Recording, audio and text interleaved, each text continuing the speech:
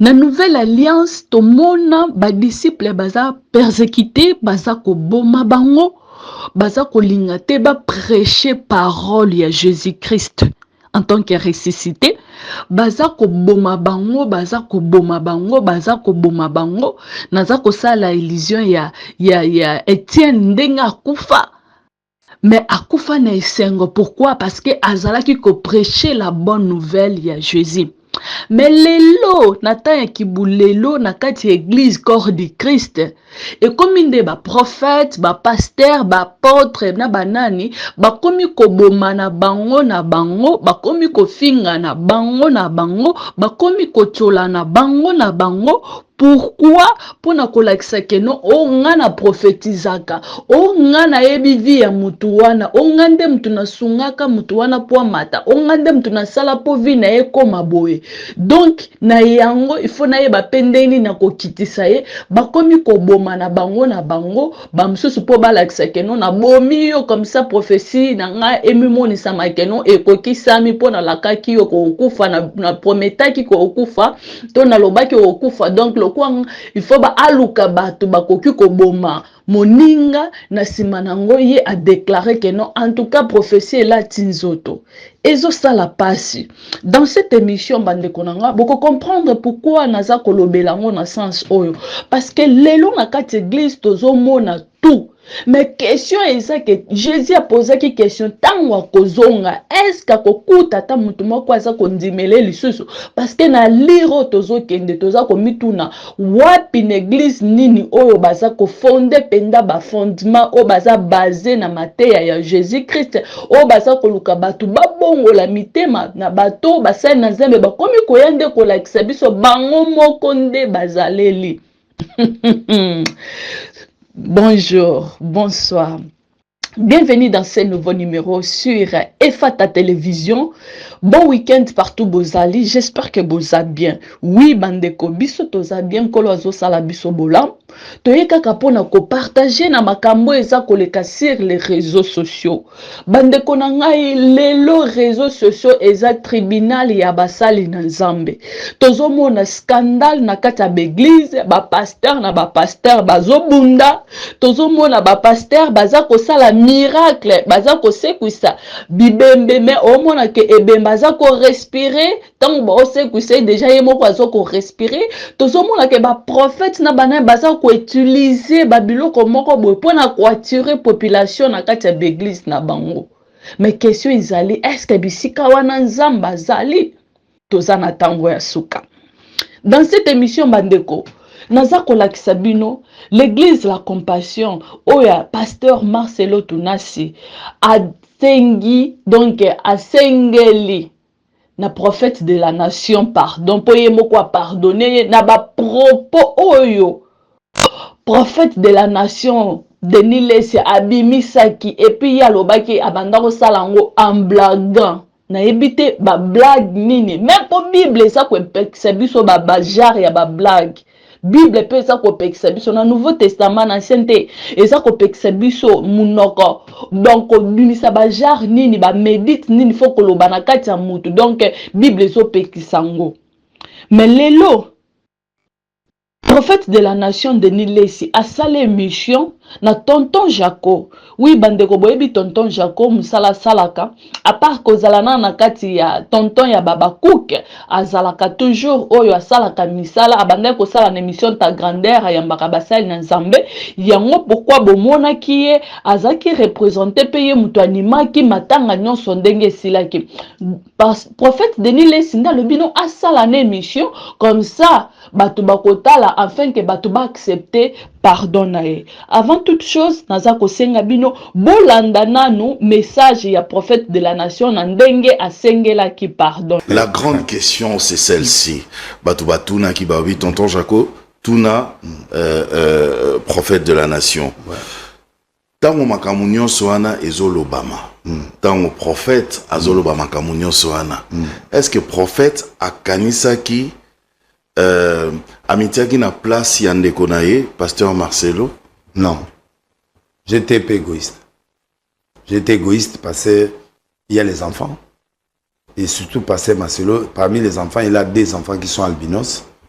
Et ces enfants-là peuvent dire même à leur père que peut-être au beau moi pas mal Ok.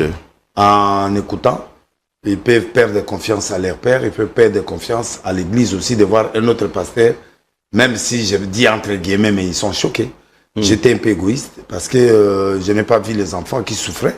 Je n'ai pas vu aussi les autorités ou certaines personnes qui apprécient cette femme et qui apprécient Marcelo. Je n'ai pas vu Marcelo qui aimait sa femme et puis moi dire que même si je regarde qui aimait, mais c'est une formalité, peut-être il y a aucun procès ou il y a aucun manani. Les gens verront ça comme ça. Mais moi, j'étais égoïste.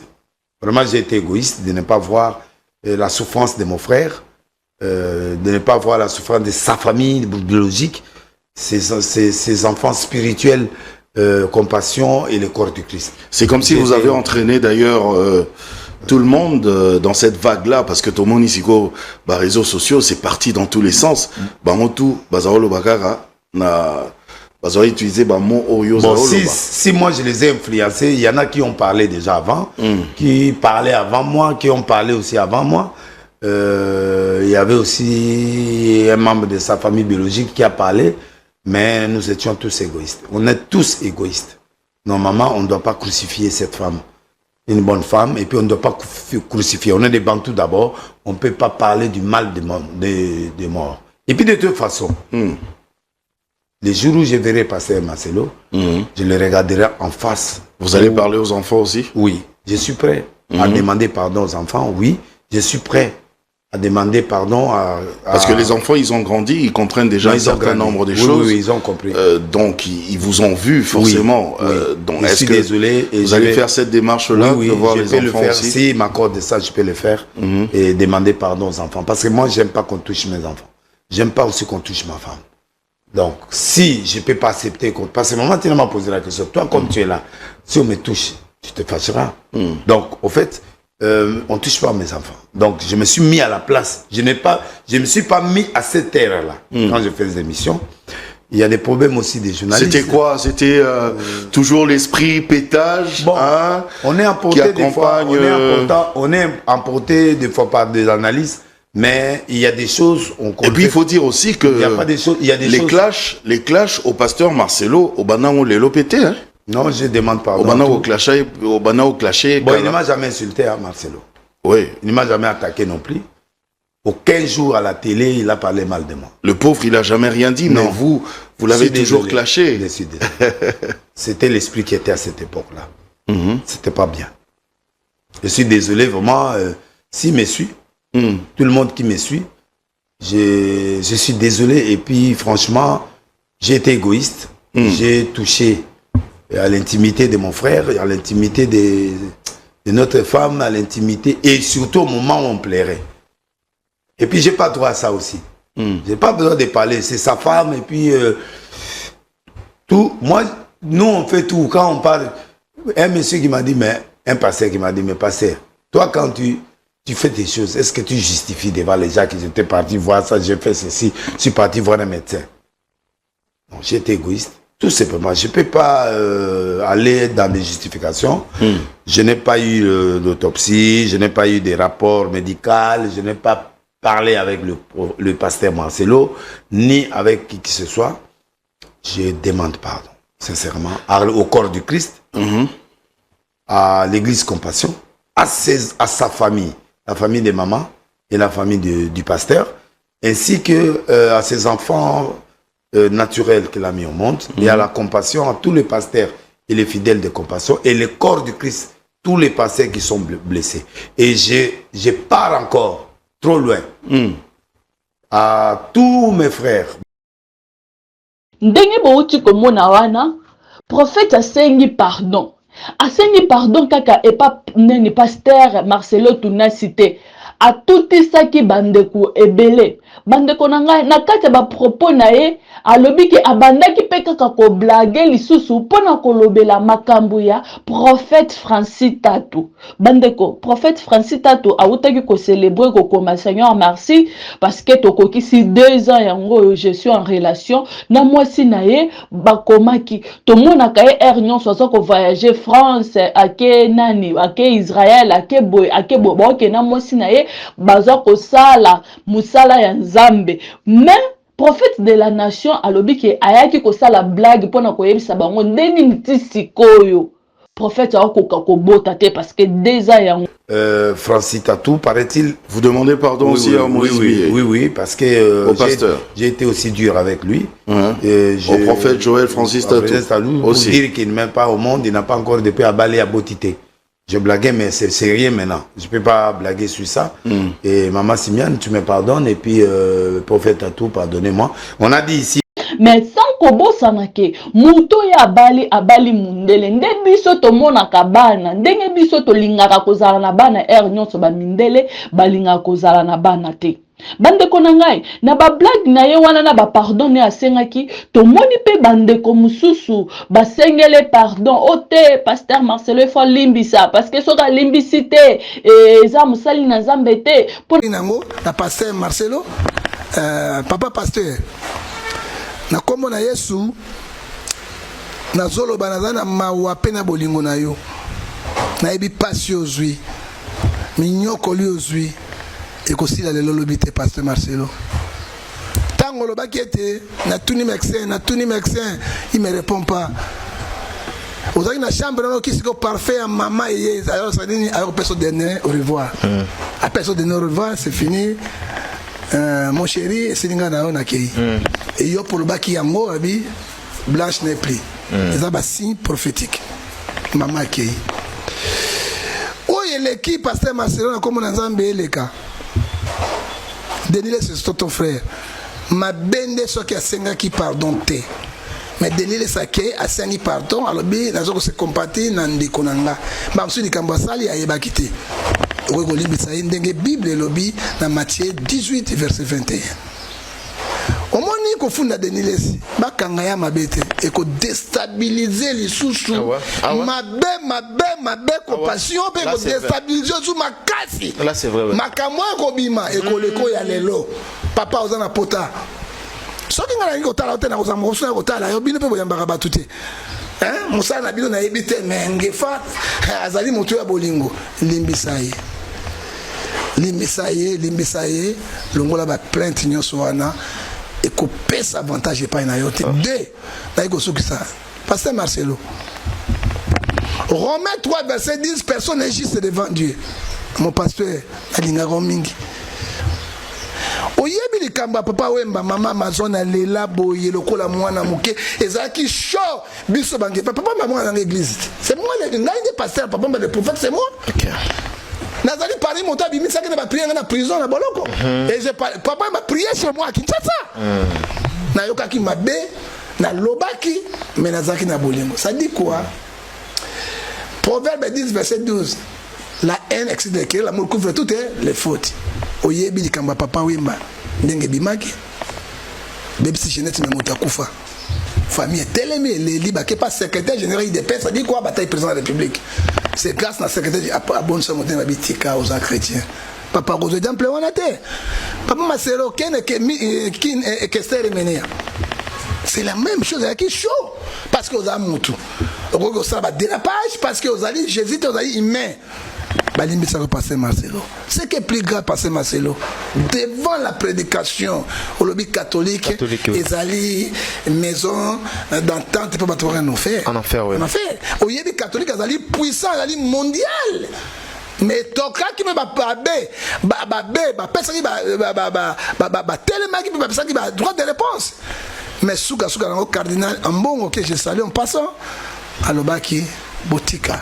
Oya sala zoko yebate alimbisa ki pour ko limbisa l'université. Très bien. Pourquoi ko limbisa ite mon frère? Nous sommes les collègues. Hein?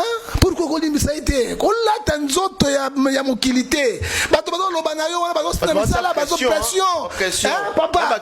Là, oui.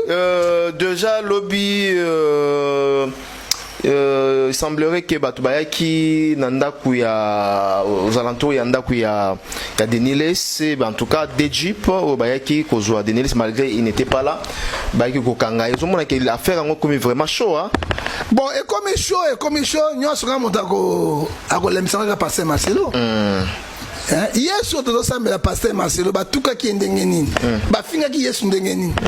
Même Marina Martha ba ki makango Yesu. Or que ça qui rien. Hein? Mais ça c'est dans la course nini. Papa limbisa bango basali bazoye bate. Salam sala soyez imitateur de Christ. Donc la Philippiens chapitre 3 verset 17 à 18 et vous amalons mingi.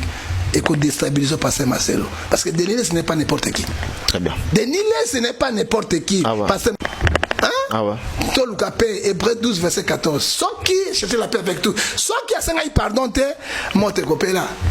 Le quoi c'est que pardon, limbisa moninga parce que tout ça d'accord de Christ, malheureusement on va passer Marcelo. Si Kazali le quoi là, Deutéronome 27, Deutéronome Abissibiso na 30. 15 à 16 habits, je mets devant toi la vie et la mort. Choisissez les biens et les mal. Nous sommes dans les Galangoyo. Et c'est Mamika n'a passé Marcelo et Moko. Que Dieu bénisse les Congo. Pasteur Deniles a tout ça qui na makambu ya mama Blanche bazo senga to limbisa et puis to sambela pona ye que nzamba pesa esprit ya bolingo bande konanga totala nanu page oyo ndenge prophète a commis nani Pasteur Marcelo Tunasi ndenge moko akomi na page na ye wana bozo komona page wana ndenge nini Pasteur Marcelo aza koloba pardon to sala to limbisa prophète de la nation bozo mona ndenge page eza koleka message wana eza pona batu nyonso Pasteur Marcelo aza senga ba o nyonso basambe en église la compassion bolimbisa na ba o nyonso pe tutisa maki ba propos na ye bolimbisa aza ndeko na ye donc na musali na nzambe bolimbisa bande kona ngai esuki kaka wana te na ba propos oyo prophète de la nation abimisaki pona prophète Francis Tatou prophète Mogisho wana naza na domaine ya ba prophète bandeko skoto koti na ba domaine ya ba prophète prophète Mogisho nana yebi prophète Mogisho te prophète Mogisho o ayeki ko imposer kilt na ye église na ye na kati ya Congo o na ba miracle o abanda ko sala si vous vous rappelez encore prophète Mogisho mukolo mususu abimisa mbongo na libumu ya mbisi kuna na ndolo na yebi te so bozo se rappeler et ça ce qui na ndolo ou bien na gambela kuna donc quelque chose comme ça abimisa mbongo ote tozana besoin ya mbongo bokende place tel bokuta mama moko bo aza koteka boso mbisi wana na sima nango bo pasolango comme ça bokozwa mbongo mais bazwa ba caméra ekenda e filma à partir à wana à s'affirmer na ye na RDC parce que le quoi congolais lingamo na bikamwa ba moni bikamwa ok ba s'affirmer donc prophète Mogisho ndenga ya ko sala musala na kati ya République démocratique du Congo parce que yemoko aza komi lobelaki aza ne congolais te ezanga te mais yemoko bande kolanga ndenga ya ko sala musala na kati ya Congo awa prophète Mogisho aza kolobela makambo oyo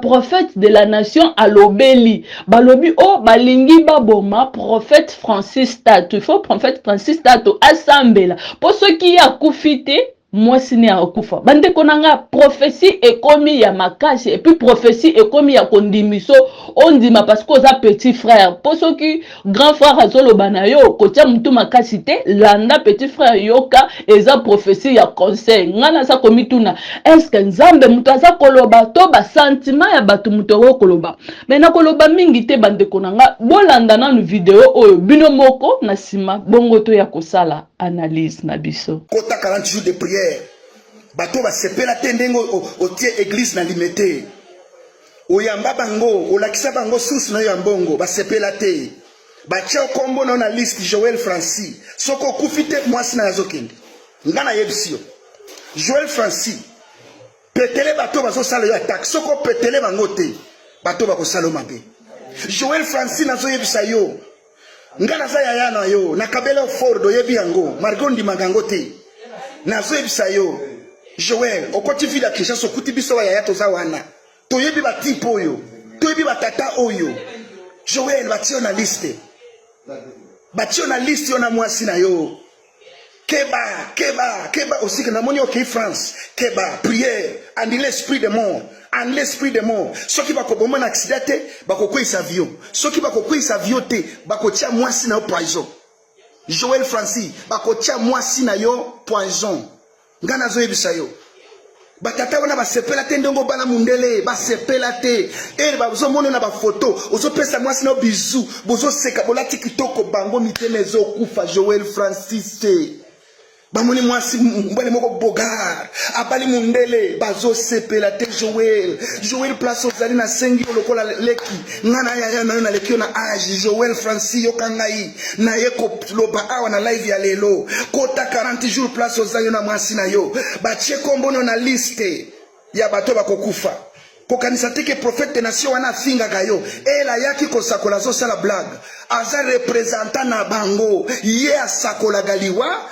ele baliwe ko banda ko salema na ville balo bakenzambe mutazo azo penire basala nzambe meto boyi biloko wana na komba Jésus bino bandoki na ba plan na bino wana bozo ko sakola liwa ezonga na bandako na bino kalate ba pasta nyoso bazana ba compla oyo boko kufela bana boko kufela basi po liwa wana ezo sala retour à l'expéditeur Joël ngana za mukolo na yo na lekio na âge na bala avayo bala na banda ministère avo banda ministère nga mutu na loba na Joël Francis yako tia ministère na limité nga baraka Margot Beng sangate me ngai na loba na yo yaka awa nzamba lingo zala awa me batu wana ozo sala fier na bango yo ozo ngane te na za congolais me yo Joël Francis yo otea na Rwanda te obana kote pa sasu ma sasu ya Rwanda te yo kenda ko zala pasteur na Burundi te yo poko ya ko sala hypocrisie ya Rwanda awa Burundi bayebi yote Rwanda bayebi yote yo Joël Francis toko tana ba photo ya kalate oza na Rwanda zote ya te Joël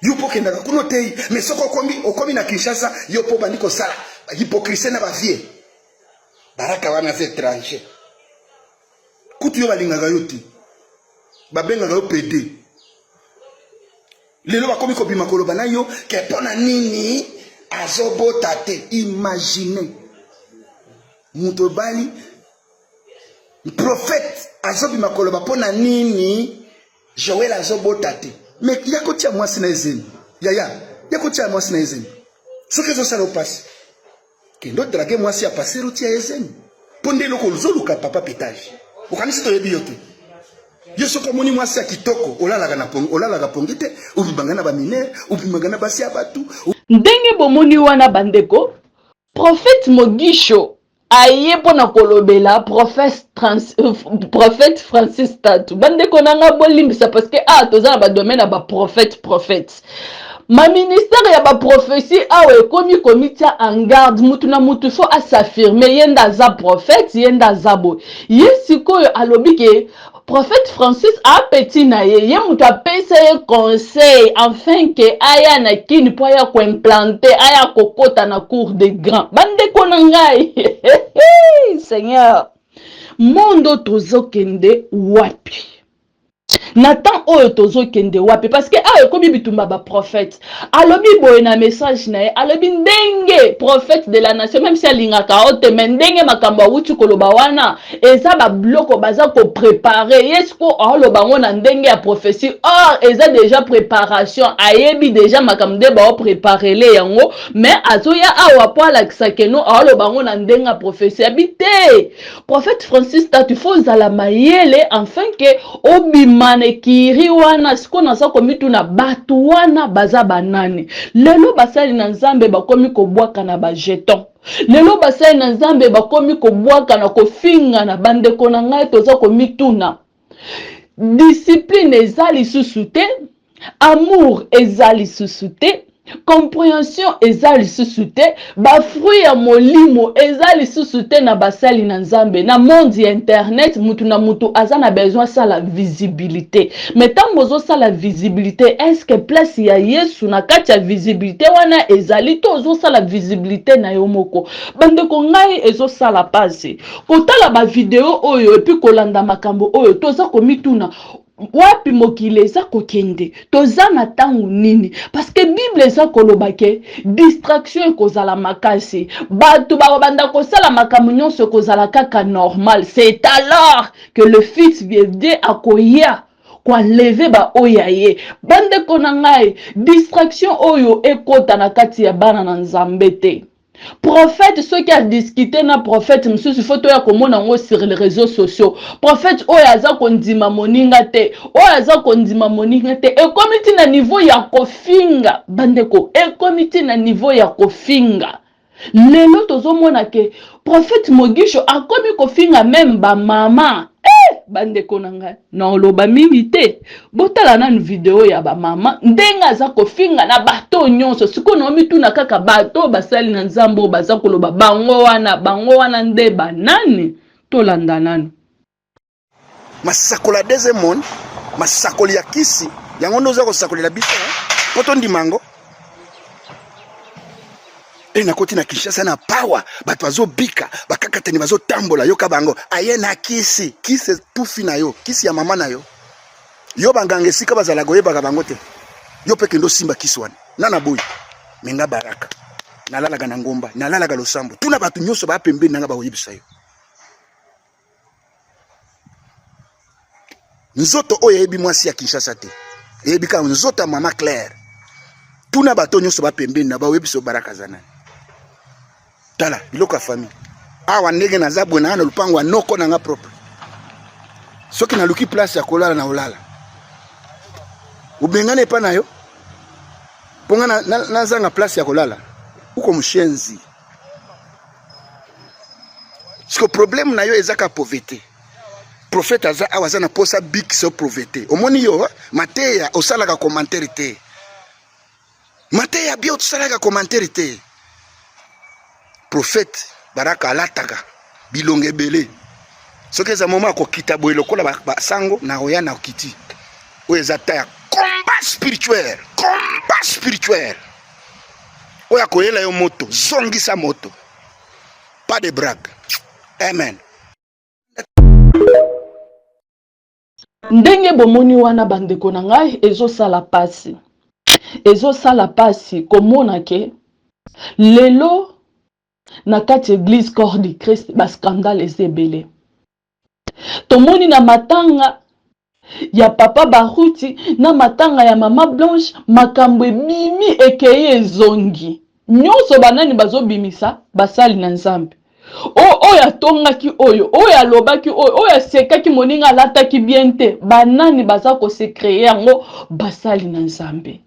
Lelo liloba ya nzambe c'est comme si ekomi na ba moment pour un temps il faut mutu na mutu amisala na nu publicité na ye alors po baye ba ke ya za ya nzambe fa lobelo ko ekokisama siko po so ke eloko ane ekokisami te il faut que kolukelo bato makasi basalo mabe comme c'est lo bakeno na lobaki yango bandeko. Pourquoi lelo basali na nzambe bakomi komi boma bango na bango? Pourquoi lelo basali na nzambe bakomi soki bosala makambo na bango babimisi babandi ko trop tatina ba vie de famille? Pourquoi?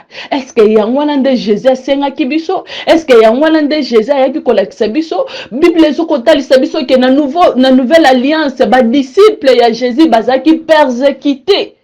Parce que babandaki ko prêcher la bonne nouvelle. Le bonne nouvelle ya Christ eza ko se prêcher mais lisusu te lelo komi kaka expérience tant nga nazalaki boyebi ndenga la salaka e komi nzambe ya kala alors que Bible eso bakeno nzambe a changeaka te. Aza kutu na ombre ya variation te. Soka salaki hier aza capable ya kosala lelo. Soka salaki lelo akozala pe capable ya kosala tina ba futur. Mizamba sanjaka te aza na ombre ya variation te. Mais basali na nzambe bakomi ko bimisa nzambe ya saison. Na saison oyo tosalela nzambe oyo. Siko na mitu neza nzambe nini bazwa kolakisa bato. Que le Seigneur nous aide. bande konangai na ki juste ko partager na bino makambo toza komona sur les réseaux sociaux. Nayaki juste ko partager na bino makambo eza kolobama o ezo sala ke eza ko tutisama siko problème eza ke malheur na mutu oyo akozala emporter na babiloko oyo okoya kozanga lola pamba okoya kozanga lola likolo ya babiloko ya batoko swana ya batutoko donc okoya kozanga lola garder bon moyen yo tanga makomi na Nzambe vanda na kati ya ndaku sambela rideau ya temple ezaki déjà déchiré zwa temps ya kolukelongi na Nzambe Nzamba aza wana alobi ke na mutu nyonso akoluka ye akose révéler donc soko luki Nzambe na bosolo Nzambe pe akomimonisa. Alors bandeko na ngai toluka Nzambe na bosolo po distraction oyo ezokende na niveau moko ezozwa level moko mususu bandeko na ngai toyebi nanu te titokoma na fin de l'année titokota na 2025 makambo mususu okobima toyebi te mais awa baza kosenga o prophète Francis tatu fa sambela makasi